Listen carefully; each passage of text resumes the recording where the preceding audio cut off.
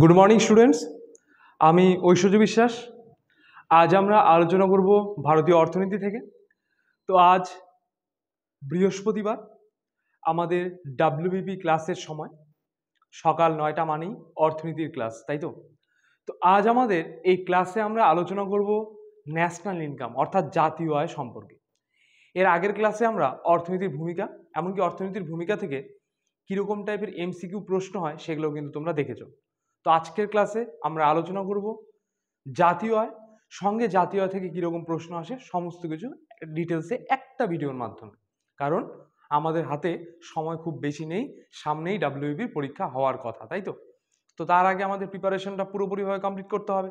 এই জন্য তোমাদের কিন্তু এই সম্ভার তোমাদের কাছে নিয়ে আসা, যাতে তাড়াতাড়ি খুব কম সময়ে কনসেপ্ট প্লাস এমসিকিউ যাতে তোমরা একটা ভিডিওর মধ্যে পেয়ে যাও, সেই জন্য কিন্তু এই আলোচনা আমাদের। তো চলো কথা না বাড়িয়ে ক্লাসটি শুরু করা যাক। তো একবার রুটিনটা তোমাদের দেখিয়ে দিই। দেখো, এই হলো তোমাদের মিশন ডাব্লিউবিপি যে পুলিশ ব্যাচ রয়েছে, সেটা রুটিনটা রয়েছে, ঠিক আছে? তো আমি আমার রুটিনটা একবার বলে দিই, তারপর তোমরা যারা যারা জানো তারা তো জানোই, আর যারা জানো না তাদের জন্য একবার বলে দিচ্ছি। দেখো, আমার রুটিন বা আমার ক্লাস কিন্তু থাকে বৃহস্পতিবার অর্থনীতি, অর্থাৎ আজ সকাল 9টায়, আর থাকে পলিটি ক্লাস থাকে 9টায় কিন্তু শুক্রবার দিন। তাহলে আমার 2 দিনই সকালবেলা ক্লাস রয়েছে, একদিন অর্থনীতি, একদিন পলিটি, ঠিক আছে? এই যে ক্লাস, এর পাশাপাশি তোমরা কারেন্ট অ্যাফেয়ার্সের ক্লাস পাবে, ঠিক আছে? এখানে কিন্তু উল্লেখ করা নেই, ওটা এক্সট্রা ডেটে আসতে থাকবে। 7 তারিখ, 14 তারিখ, 21 তারিখ, 28 তারিখ, আর মাসের শেষ দিন বা পরের মাসের 1 তারিখ। এই 2 দিনের মধ্যে কিন্তু তোমরা চাইলে এই 5টা কারেন্ট অ্যাফেয়ার্সের ভিডিও তোমরা পেতে পারো। 7 তারিখ, 14 তারিখ, 21 তারিখ, 28 তারিখ, আর ওইদিকে হয় 30 মাস হলে 30 তারিখ, 31 মাস হলে 31 তারিখ বা 1 তারিখ। এই যে পরের মাসে এটা যেতে পারে। এই 5টা কারেন্ট অ্যাফেয়ার্সের ভিডিও যদি তোমরা মাসে দেখতে পারো, তাহলে আশা করব সামনের যে কোনো পরীক্ষাতে তোমরা টপ রেজাল্ট করতে পারবে, যে কোনো প্রশ্ন তোমরা অ্যাটেন্ড করতে পারবে। তো চলো এবার ক্লাসটি শুরু করা যাক। আমরা আলোচনা করব ন্যাশনাল ইনকাম সম্পর্কে, ঠিক আছে? ন্যাশনাল ইনকাম সম্পর্কে আমরা আলোচনা করব। দেখো, স্বাধীনতার পূর্বে 1868 সালে grand old man of India অর্থাৎ দাদাভাই নওরোজি প্রথম জাতীয় আয় পরিমাপের উদ্যোগ নেন। তাহলে প্রথম জাতীয় আয় পরিমাপের উদ্যোগ নেন কে? এই দাদাভাই নওরোজি। এবার জাতীয় আয় কি সেটাই তো আমরা এখনো জানি না, তাই না? দেখো, তাকে ভারতের জাতীয় আয়ের জনক বলা হয়। তার মানে ভেরি ভেরি ইম্পর্টেন্ট প্রশ্ন, ভারতের জাতীয় আয়ের জনক কাকে বলা হয়? দাদাভাই নওরোজিকে।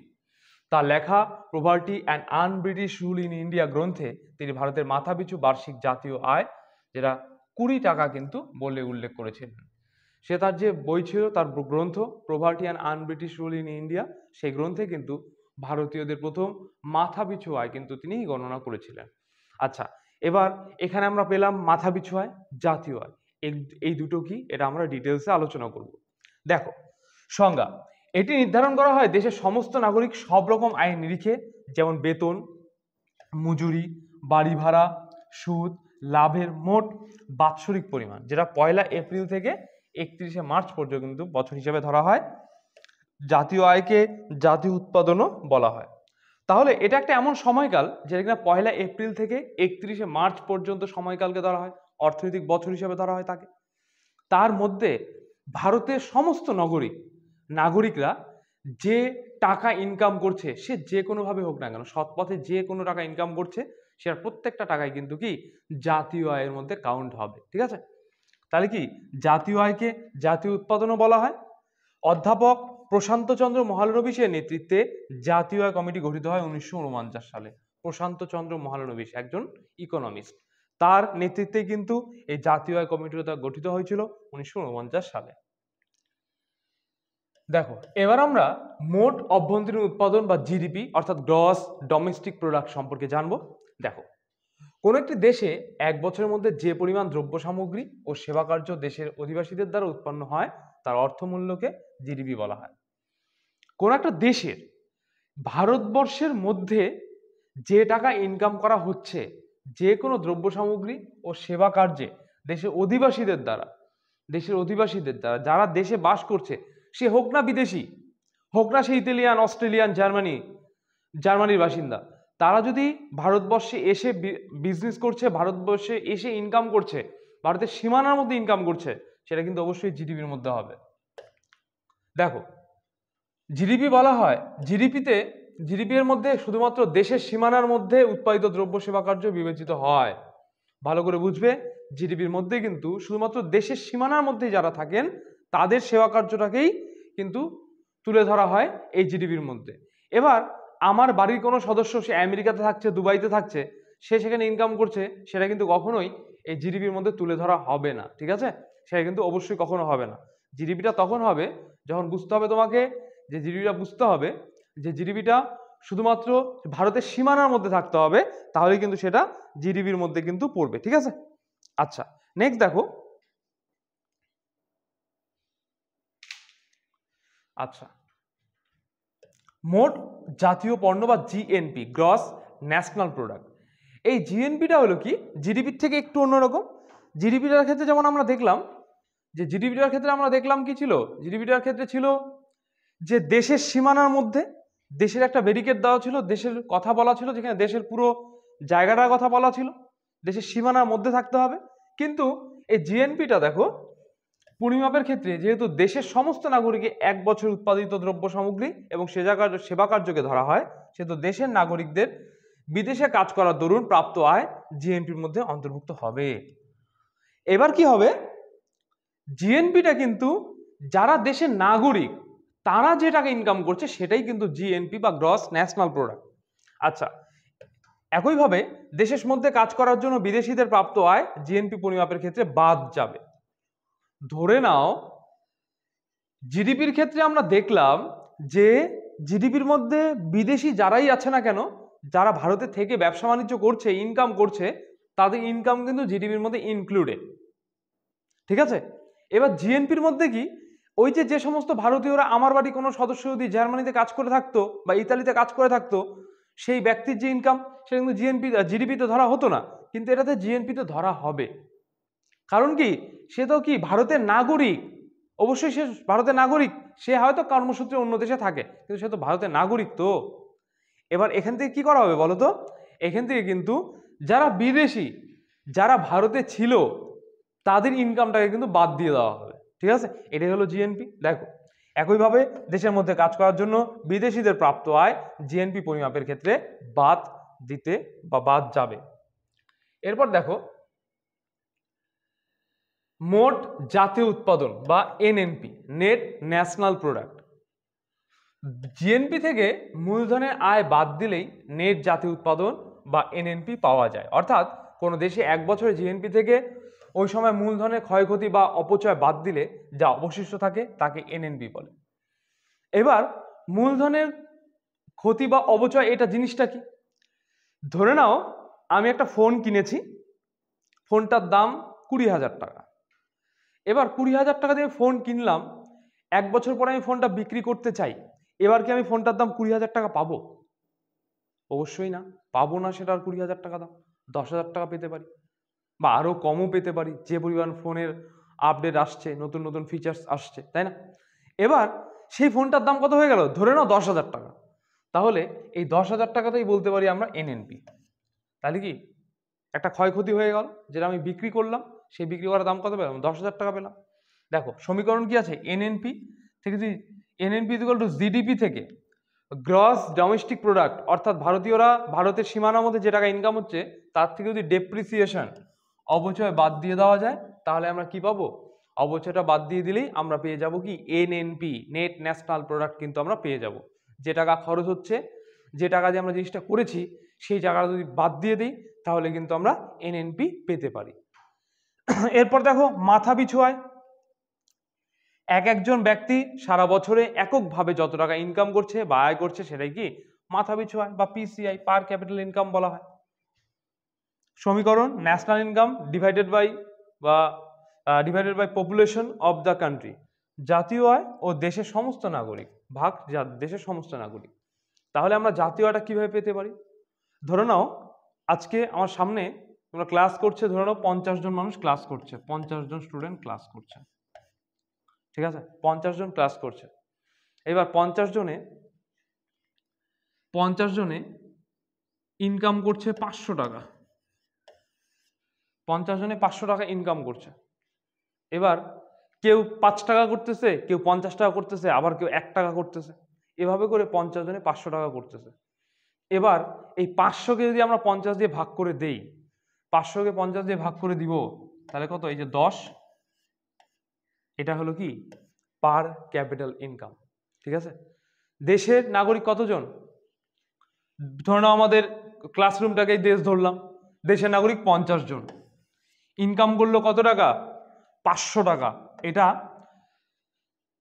1 এপ্রিল থেকে 31 মার্চ পর্যন্ত হিসাবে এই রুমের 50 জন ব্যক্তি 500 টাকা ইনকাম করলো। তাহলে এই 500 টাকাকে 50 দিয়ে যদি ভাগ করে দেওয়া যায়, যেটা অবশিষ্ট থাকবে সেটাই কিন্তু এই পার ক্যাপিটাল ইনকামের মধ্যে পড়বে। দেখো, বুঝতে পারলে আশা করা যায়। ঠিক আছে, নেক্সট দেখো কিছু মৌলিক শব্দ, কারক মূল্য বা ফ্যাক্টর কস্ট। এবার বলছি, তোমাদের যদি প্রয়োজন হয় যে এটার আরো ডেসক্রিপটিভ ভিডিও তোমরা দেখবে, তাহলে কিন্তু ইকোনমি যে প্লেলিস্ট আছে বাংলা ডিফেন্স একাডেমিতে, সেখানে তোমরা প্লেলিস্টে গিয়ে সার্চ করতে পারো। সেখানে দেখবে এর উপর আরেকটা কনসেপচুয়াল আরেকটা বড় ডেসক্রিপটিভ ভিডিও কিন্তু দেওয়া রয়েছে। আর ডাব্লিউবির জন্য তোমাদের যতটুকু প্রয়োজন সেটুকু কিন্তু এখানে আলোচনা করা হচ্ছে। ঠিক আছে, এক্সট্রা প্রেশার বা এক্সট্রা চাপ নেওয়ার কোনো দরকার নেই। কারক মূল্য বা ফ্যাক্টর কস্ট একটি পণ্য ও পরিষেবা উৎপাদনকারী সংস্থার উৎপাদনের উপকরণের জন্য যা খরচ হয় তাকে সূচিত করে। আচ্ছা, ফ্যাক্টর কস্ট অর্থাৎ কোন একটা ফাইনাল গুডস তৈরি করার জন্য যে টাকা খরচ হচ্ছে সেটাকে ফ্যাক্টর কস্ট বলা যায় এক কথায়। দেখো, বেতন, ভাতা প্রদান, যন্ত্রপাতির খরচ, জমির খরচ ইত্যাদি। তাহলে কি বেতন দেওয়া, ভাতা প্রদান করা, যন্ত্রপাতি খরচ করা ইত্যাদি কিন্তু সবই কি এই ফ্যাক্টর কস্টের মধ্যে পড়ে। এই খরচের মধ্যে পরোক্ষ কর পড়ে না। যেটা পরোক্ষ কর থাকে সেই পরোক্ষ কর কিন্তু এই কারক মূল্যের মধ্যে পড়ে না। এবার দেখো বাজার দর বা মার্কেট প্রাইস। ক্রেতা যখন বাজারে কোনো পণ্য ক্রয় করে তখন সেটি বাজার দরে ক্রয় করে। এবার ক্রেতা যখন কোনো একটা কিছু ক্রয় করছে, যখন কোনো একটা কিছু কিনছে, তখন কিন্তু ক্রেতা এই বাজার দর বা মার্কেট প্রাইসে, বা আমরা যখন বাজার থেকে কোনো কিছু কিনে থাকি তখন কিন্তু আমরাও এই মার্কেট প্রাইসে কিন্তু কিনে থাকি। বাজার দর পেতে গেলে কারক মূল্য থেকে ভর্তুকি বাদ দিতে হয়। কারক মূল্য যা রয়েছে, ফ্যাক্টর কস্ট যা রয়েছে, তার থেকে যে ভর্তুকি আছে সেই ভর্তুকিটা বাদ দিতে হয়। তাহলে আমরা কিন্তু এই ভর্তুকিটা যদি বাদ দেই তাহলে কিন্তু আমরা কি পেতে পারি? মার্কেট প্রাইসটা কিন্তু পেতে পারি। নেক্সট দেখো জাতীয় আয় পরিমাপ পদ্ধতি। সাইমন ক্রুজনেটস জাতীয় আয় পরিমাপের জন্য নিম্নলিখিত 3টি পদ্ধতি অবতারণা করেছেন। এবার 3টি পদ্ধতির মাধ্যমে কিন্তু সাইমন ক্রুজনেটস তাহলে জাতীয় আয় কিভাবে পরিমাপ করা যায় তার আলোচনা করেছেন। দেখো, প্রথম আছে উৎপাদন পদ্ধতি, প্রোডাক্ট মেথড। এই পদ্ধতিতে কোনো একটি দেশে এক বছরে যে পণ্য ও পরিষেবা উৎপাদন হয় তার নিট মূল্যকে চূড়ান্ত পণ্য বলা হয়, যা জিডিপি নির্দেশ করে। এবার এই উৎপাদন পদ্ধতির মাধ্যমে বলা হয়েছে কোনো এক বছরের মধ্যে যে পরিমাণ পণ্য বা যে পরিমাণ পরিষেবা উৎপাদন হচ্ছে তার যে বাজার মূল্য, তার যে বলতে পারো কি বলবো, নেট চাহিদা, যেটা পুরোটা একদম সম্পূর্ণটা একসঙ্গে কি বলবো, সেটাকে উৎপাদন পদ্ধতি বলবো। এবার এই উৎপাদন পদ্ধতির মাধ্যমে একটা দেশের জাতীয় আয় কিন্তু পরিমাপ করা যেতে পারে। হ্যাঁ, এত টাকা তৈরি হলো বা এত টাকার পরিষেবা হলো বা এত টাকার পণ্য উৎপাদিত হলো, তাহলে এটার যে দাম, সেই দাম অনুযায়ী কিন্তু আমরা একটা হিসাব করতেই পারি যে কত টাকা আমরা প্রফিট করলাম। এক্ষেত্রে দেশের নাগরিকগণ বিদেশ থেকে যে আয় করেন তা জিডিপির সাথে যুক্ত হয় এবং অবচয় বাদ দেওয়া হয়। এবার উৎপাদন পদ্ধতির মাধ্যমে কি দেশের নাগরিক যাদের কাছে ভোটার আইডি কার্ড আছে, দেশের নাগরিকগণ বিদেশ থেকে যারা বিদেশে থাকে তারা যে টাকা আয় করে সেটা কিন্তু জিডিপিতে যুক্ত হয় এবং অবচয় বাদ দেওয়া হয়। যেটা অবচয়, সেটা খরচ, সেটা অবশ্যই বাদ দেওয়া হবে। তাহলে আমরা কি পাবো? উৎপাদন পদ্ধতির মাধ্যমে কিন্তু জাতীয় আয় গণনা করতে পারবো।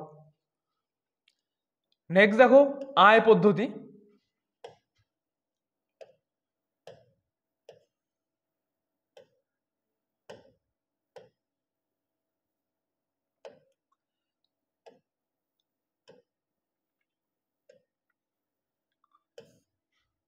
Income method. এই পদ্ধতিতে অর্থনীতির বিভিন্ন ক্ষেত্র এবং বাণিজ্যিক সংস্থার কর্মরত ব্যক্তিদের নিট আয় প্রাপ্ত হয়। এখানে যারা অর্থনীতির বিভিন্ন ক্ষেত্রে যারা যুক্ত রয়েছে, কিন্তু যারা বাণিজ্যিক সংস্থার কর্মরত ব্যক্তি, তাদের আয় এখানে এই আয় পদ্ধতির মাধ্যমে কিন্তু জাতীয় আয় গণনা করা সম্ভব হয়। জাতীয় আয় পরিমাপ করতে করদাতা ও আয়করদাতা উভয় শ্রেণীর ব্যক্তিগণের সেবা পরিমাপ করা হয়। এখানে জাতীয় আয় পরিমাপ করার জন্য কিন্তু কি, যে কর দেয়, যে করদাতা আছে ও আয়করদাতা সবার কিন্তু কি আছে, উভয় ব্যক্তিগণের সেবা পরিমাপ করা হয়। তারা কে কত করছে ইনকাম, সেটা কিন্তু পুরোটাই কিন্তু এখানে কাউন্ট করা হয়।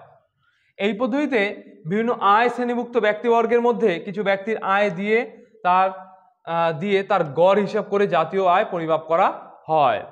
এবার প্রত্যেকের তো আর জানা সম্ভব না, যে প্রত্যেকের কাছে দিয়ে যায় তো আর জানা সম্ভব না জাতীয় আয় কত বা ইনকাম কত হচ্ছে তোমার। এই জন্য কি করতে হবে, এই জন্য দেখো বলা রয়েছে কিছু ব্যক্তির আয় দিয়ে তার গড় হিসাব করে জাতীয় আয় পরিমাপ করা হয়। কিছু ব্যক্তি গড়, যে গড়ের যে অঙ্কগুলো হয় কিছু ধরে নেওয়া হয়, তাই না।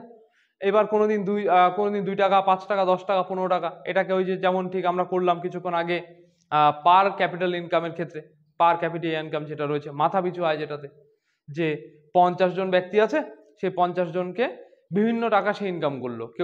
কেউ 250 টাকা ইনকাম করলো, কেউ 2 টাকা, কেউ 1 টাকা, আবার কেউ করলোই না, ধরো না 10-15 জন ইনকামই করলো না, জিরো। তাহলে কি, যখন সেই 50 জনকে টোটাল 500 টাকা ইনকাম করলো, এই 500কে 50 দিয়ে ভাগ করবে, দেখবা যে 0 টাকা ইনকাম করছে তার ভাগেও 10 টাকা পড়ে গেছে, তাই তো। তো এই হিসাব করা হয়ে থাকে, তাহলে গড় হিসাব করা হয়ে থাকে এই আয় পদ্ধতিতে।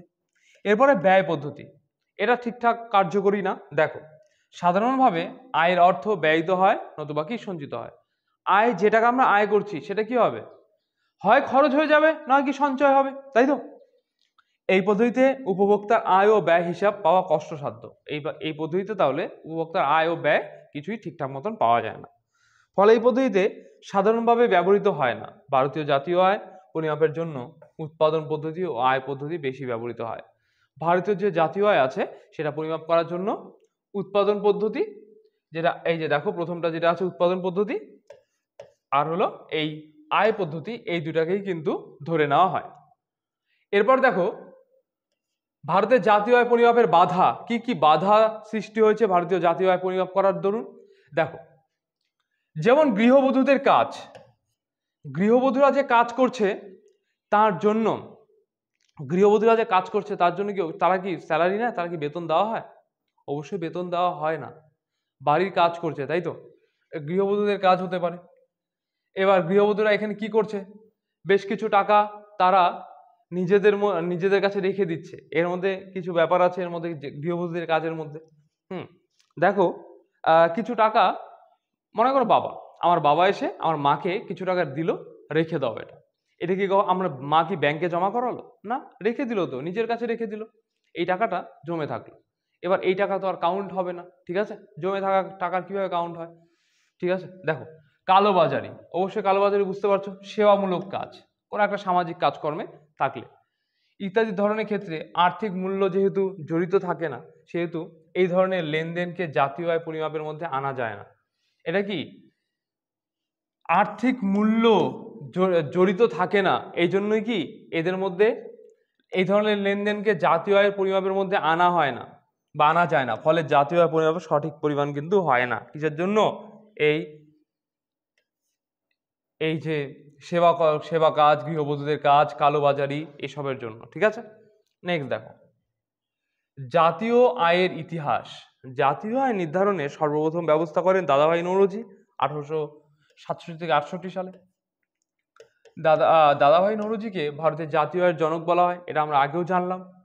তার লেখা property and un-British rule in India গ্রন্থে তিনি ভারতের মাথাপিছু বার্ষিক জাতীয় আয় 20 টাকা বলে উল্লেখ করেছেন, এটাও আমরা শুনেছি। প্রথম বৈজ্ঞানিক পদ্ধতিতে জাতীয়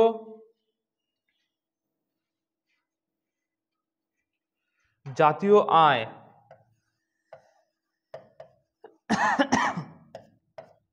গণনা করা হয় 1931 থেকে 32 সালে ডক্টর VKRV রাও দ্বারা। তাহলে প্রথম এই জাতীয় আয় 1931-32 সালে গণনা করেন কে, ডক্টর VKRV রাও।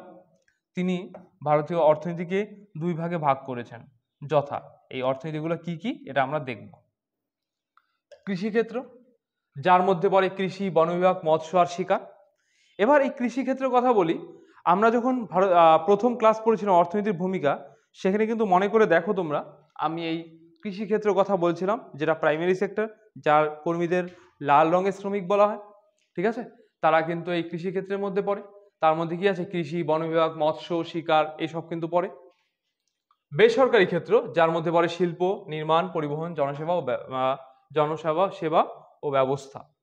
এবার এর মধ্যে একটু পার্থক্য কিন্তু এখানে দেখা যায়। দেখো এখানে পরে কি শিল্প সেকেন্ডে ছিল, নির্মাণ এর মধ্যেই ছিল, আর পরিবহন কিন্তু 3 নম্বরে ছিল, যেটা টারশিয়ারি সেক্টরের মধ্যে পড়ে। তিনি এটা কিন্তু ডক্টর VKRB রাও এই দুইভাবেই কিন্তু উল্লেখ করেছেন। জনসেবা ও ব্যবস্থা, ডক্টর VKRB রাও এর গণনায় মাথাপিছু আয়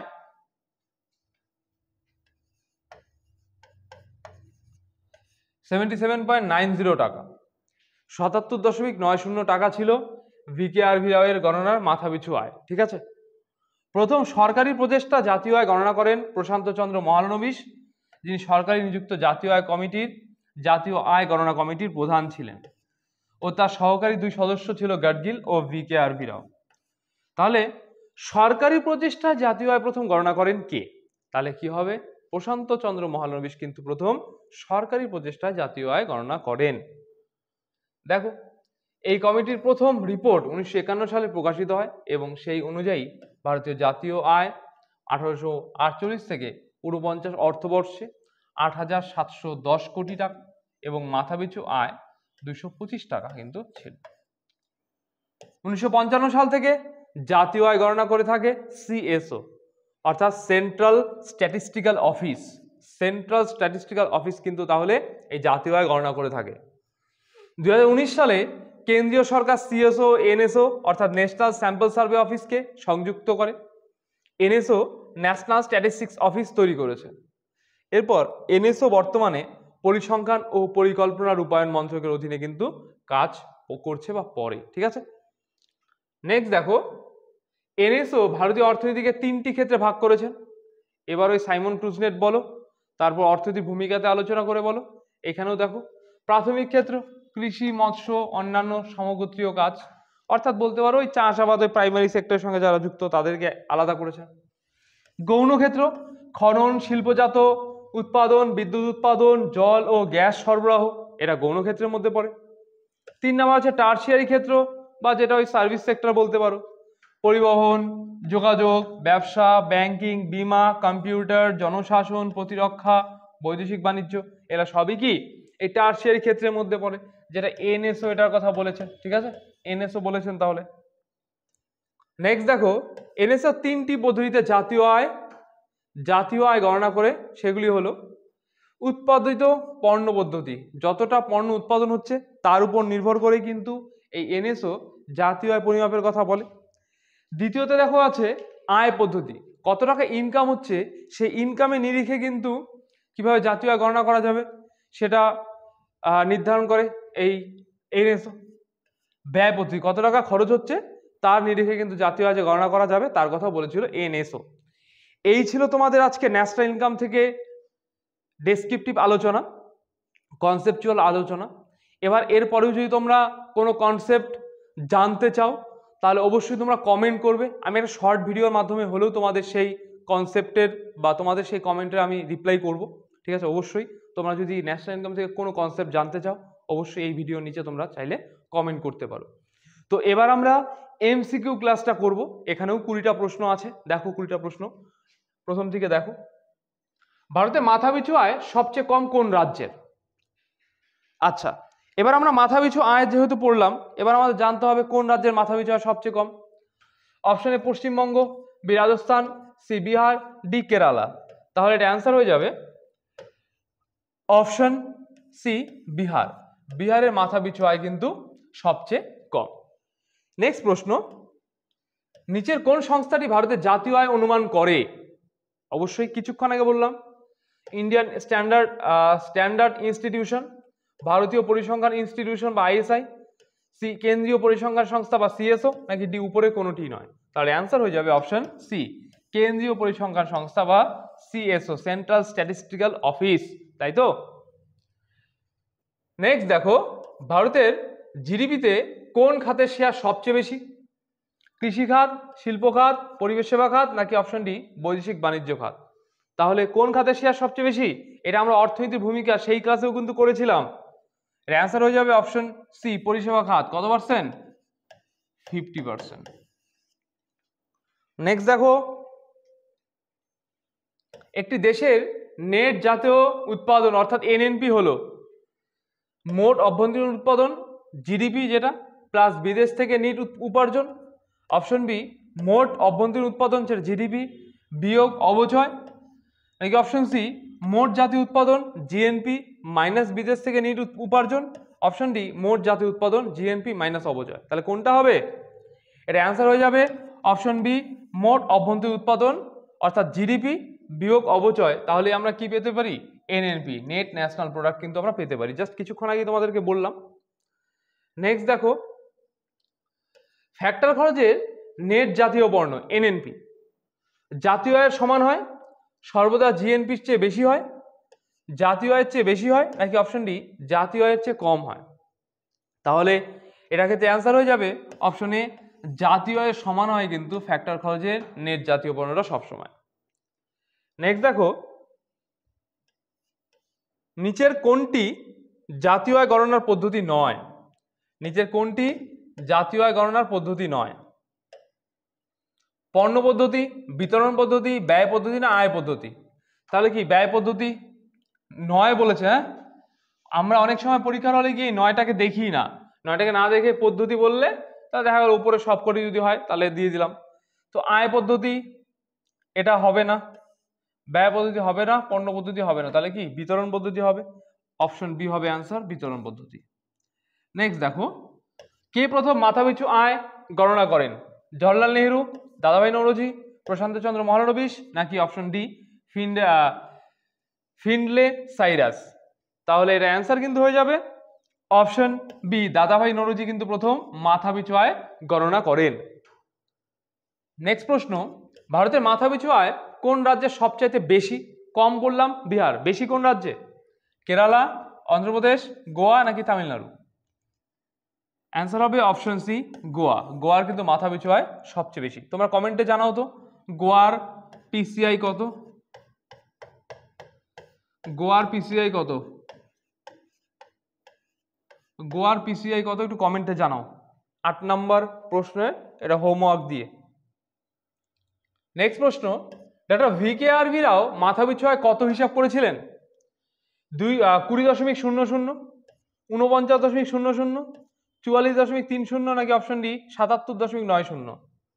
তাহলে এর অ্যান্সার হয়ে যাবে অপশন ডি 77.90। VKRV রাও কিন্তু এই 77.90 টাকা কিন্তু মাথাপিছু আয় হিসাব করেছিলেন। Poverty and un-British rule in India বইটি রচনাকাল দাদাভাই নওরোজি এটা লিখেছিলেন, তাই তো? তো এটা রচনাকাল কত? 1803, 1813, 1909, না 1901? তার অ্যান্সার হবে অপশন ডি 1901। নেক্সট দেখো,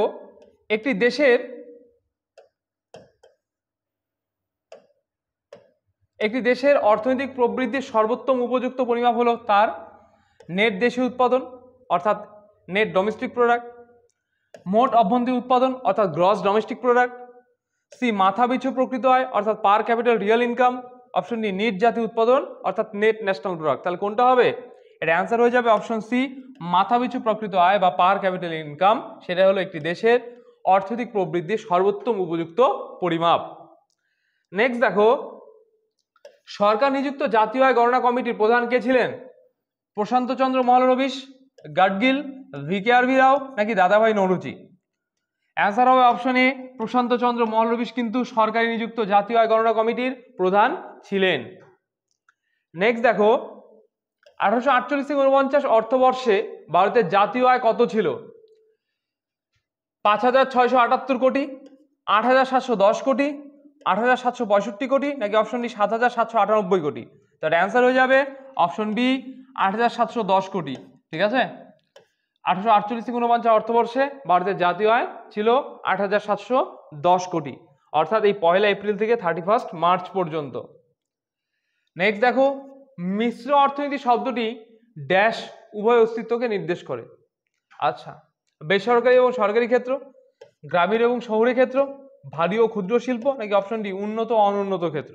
তার অ্যান্সার হয়ে যাবে অপশন এ, বেসরকারি এবং সরকারি ক্ষেত্র। মিশ্র অর্থনীতি শব্দটি এই বেসরকারি এবং সরকারি ক্ষেত্রকে কিন্তু নির্দেশ করে থাকে। নেক্সট দেখো, জাতীয় আয় শব্দটি কি নির্দেশ করে? এই শব্দটাতে আছে, এটা কি নির্দেশ করে? বাজার মূল্য, মোট জাতীয় উৎপাদন, অবচয়, বিদেশ থেকে নেট ফ্যাক্টর উপার্জন। বাজার মূল্য, মোট জাতীয় উৎপাদন, অবচয়, বিদেশ থেকে নেট ফ্যাক্টর উপার্জন, নাকি অপশন বি বাজার মূল্য, মোট জাতীয় উৎপাদন আর অবচয়?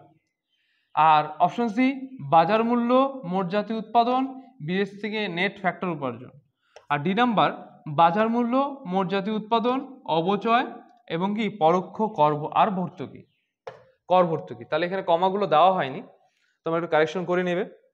দেখো, এটা অ্যান্সার হয়ে যাবে তাহলে অপশন ডি বাজার মূল্য, মোট জাতীয় উৎপাদন, অবচয় এবং পরোক্ষ কর আর ভর্তুকি, যেটা অপশন ডিতে রয়েছে, সেটা কি জাতীয় শব্দটিকে নির্দেশ করে থাকে।